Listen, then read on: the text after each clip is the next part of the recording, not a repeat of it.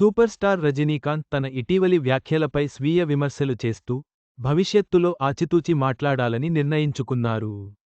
వేల్పరి పుస్తక ప్రారంభోత్సవంలో ఆయన చేసిన వ్యాఖ్యలు ప్రస్తుతం సోషల్ మీడియాలో వైరల్గా మారాయి.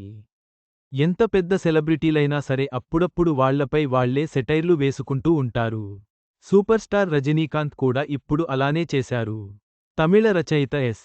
వెంకటేశన్ రచించిన వేల్పరి పుస్తకానికి మంచి స్పందన వస్తున్న నేపథ్యంలో శుక్రవారం రాత్రి చెన్నైలో ఓ కార్యక్రమం నిర్వహించారు.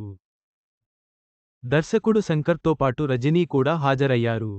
తనపై తాను జోక్స్ వేసుకుని కాసేపు అందరినీ నవ్వించారు. ఏం మాట్లాడాలి అనేది విజ్ఞానం, ఎలా మాట్లాడాలనేది ప్రతిభ, ఎంత మాట్లాడాలనేది స్టేజీపై ఆధారపడి ఉంటుంది. అలానే ఏం చెప్పాలి, ఏం చెప్పకూడదు అనేది అనుభవం నుంచి నేర్చుకోవాల్సిన పాఠం. ఎందుకంటే ఈ మధ్య నేను చేసిన కొన్ని వ్యాఖ్యలు వివాదానికి దారితీశాయి. అందుకే ఈసారి ఆచితూచి మాట్లాడుకుంటున్నాను. అయితే ఇలాంటి కార్యక్రమాలకు శివకుమార్, కమల్ హాసన్ లాంటి వాళ్లని పిలవాల్సింది.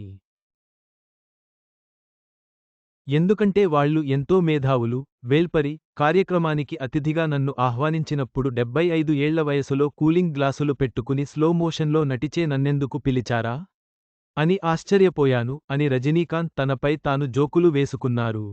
ఇప్పుడు ఈ వీడియో సోషల్ మీడియాలో వైరల్ అవుతున్నాయి. తోటి హీరో కమల్ తనకంటే మేధావి అని రజనీ చెప్పడం విశేషం. రజనీకాంత్ ప్రస్తుతం కూలీ సినిమా చేశాడు.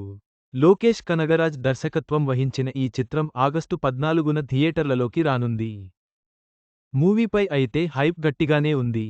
ఈ ప్రాజెక్ట్ తర్వాత రజనీకాంత్ ఏ డైరెక్టర్తో పనిచేస్తారా అనేది ప్రస్తుతానికి పెండింగ్లోనే ఉంది. రజనీకాంత్ తన అనుభవాల నుండి పాఠాలు నేర్చుకుంటూ జాగ్రత్తగా మాట్లాడాలని నిర్ణయించుకున్నారు. కూలీ సినిమా విడుదలకు అభిమానులు ఎదురు చూస్తున్నారు.